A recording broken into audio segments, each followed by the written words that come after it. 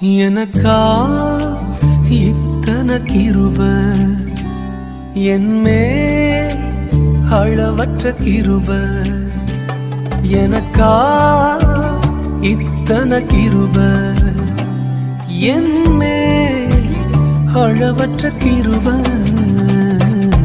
என்னை விட எத்தனை பேர் தகுதியாக இருந்தும் என்ன மட்டும் கிருப என்று தேடி வந்ததே.